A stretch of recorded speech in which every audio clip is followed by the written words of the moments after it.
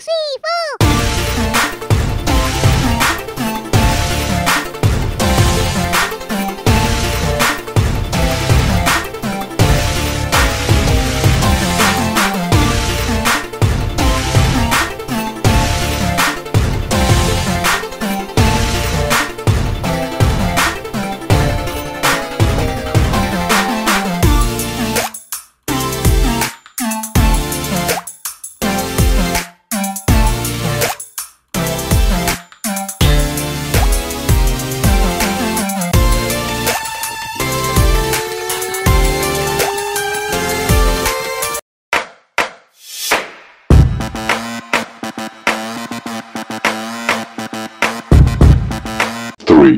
2, 1.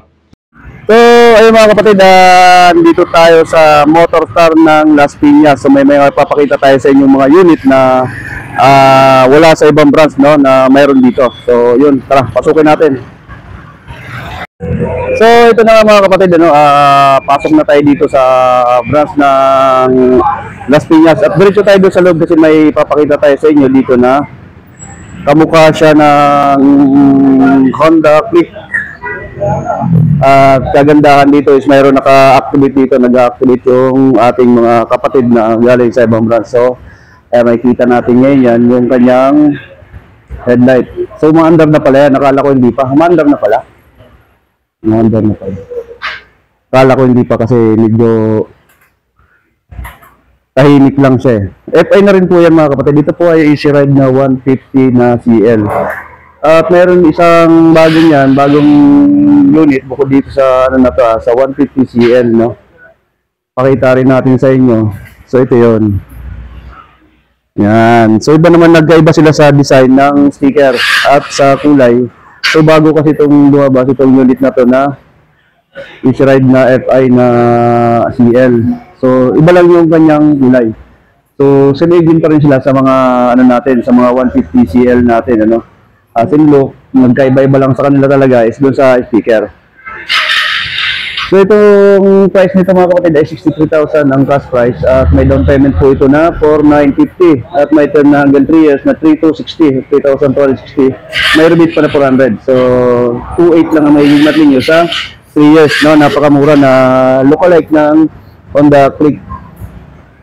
So yun po ang ano natin yan, pero may papakita pa rin ako sa inyong unit maya konti, ano. Tingnan nyo rin dito sa likod. So sinlock lang din sila ng Honda Click talaga, no. Pati sa muffler, so parehas lang. Ang kagandahan pa nun, itong kanyang top box bracket kasi ready na siya sa mga box. So box na lang ang ating binilin, hindi na natin kailangan bumili ng bracket. Alright, tingnan natin yung panel doon sa kabila, yung naka-activate. Same lang naman sila rito. Wala naman pinagkaiba. Check natin.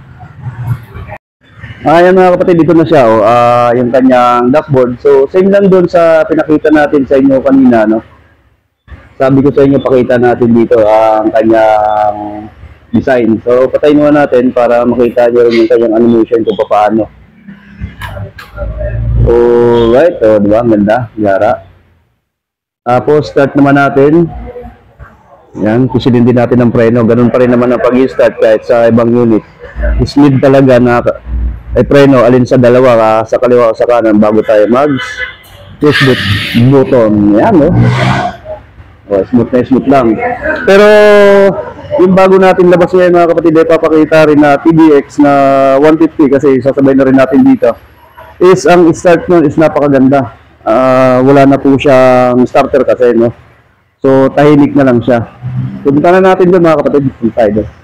May presyo din yun, bibigyan din natin sa inyo yung presyo ng ating mga brand new TDX 150 Easy Ride na FI. FI na po ito mga to. So dito tayo sa may kulay red para mas maganda. Ito dito. Ito na mga kapatid, ano, kung kagaya sa binablog natin doon sa Bikutan, same lang din sila rito. At kung sa price naman mga kapatid, same lang tulad ng mga Motorstar yung ating presyo, no? Kung hindi po magkakaiba-iba yan. So ito po ang ating cash price is 83 at ang ating down payment is 7,195 at may term din po ito na hanggang 3 years. 4108. Ang magiging monthly natin sa 3 years. May rebate pa kung 400 yan. So magiging 37 na lang, no? 3708. Yun ang magiging monthly natin. At yung mga term natin na mayroon tayo 6 months, 12 months, 18 months, 24, 30 months. So ang ating 6 months ay 14,886. Sa 2 years, ay sa 1 year, sorry, 12 months ay mayroong 8,419 at mayroong 18 months na 6,263. At sa 2 years ay may 5,186 at sa 30 months, sa 2 taon at kalahati, is mayroon tayo 4,539. Sa 3 years naman, ayun nga po yung 4,108. So yun, hindi rin natin mapapa-under ito mga kapatid or hindi natin mapapakita sa inyo yung mga ilaw nito, no? Kasi din lang tayo nakapag-activate doon sa bikutan yung time na nandun tayo. So yun ang ano nila dito mga kapatid. So kung ano mga kulay doon sa atin, sa bikutan, yung pinakita ko nung unang vlog natin is same na mayroon din po sila ritong kulay na gano'n. So ito po yung kulay black. Yan. Yan ang ating kulay black at ito naman yung matte blue. Yan, matte blue. Tapos mayroon din yan dito yung silver black. So ito naman po yung silver black ng Easy Ride 150 TBX FI. Mayroon silang kulay dito na dalawang matte blue. Unlike dun sa bikutan is isa lang ang matte blue. The rest black at silver black na isang kulay red, white, no? Yun lang ang naging kulay na mayroon sa ating mga unit. At isa pa mga kapatid, meron din dito mga Easy Ride na 150p. Ito. Ayan, Easy Ride 150p na white FI. At syempre, meron din dito yung 150 FI na QFI. Available po yan dito sa Las Piñas branch mga kapatid. Halos lahat dito ng ating mga pinapakita sa inyo. No, anytime, pwede po natin to ma-release. Maliban po doon sa bago nating TBX na 150 na Easy Ride. Ito po kasi itong mga to is may mga clearances na sila. No, so marami tayong mga choices or pagpipilian dito. Katulad din ng ating ADB na 175. Marami din po yan. Puntahan natin dito. Pakita ko sa inyo para makita nyo. Ayan, no. Iba't ibang kulay. 150cl, dami. Yan, kung gusto niyo po maghanap ng unit na hinahanap nyo na wala sa ibang branch, dito lang po ito sa sa Las Piñas, sa Talon 2. No, ano ko rin po yung address dito, mamaya-maya sabihin din po natin. Lalabas po tayo doon para makuha natin yung saktong address dito. Kung sakali na gusto niyo yung pasyalan dito, yung branch ng Motorstar sa Las Piñas. Alright, labas tayo. Shoutout sa dalawang tong masisipag na mga taga-Kogyo. Ayan o. Kinuha nila to rito. So transfer ang ano natin dito yung unit to. Shoutout sa Kogyo branch. Okay, labas na tayo para pakita natin yung address dito.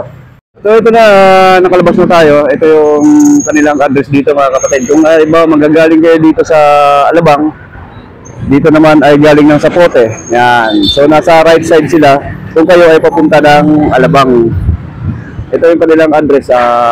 Ano natin, zoom natin, zoomin natin.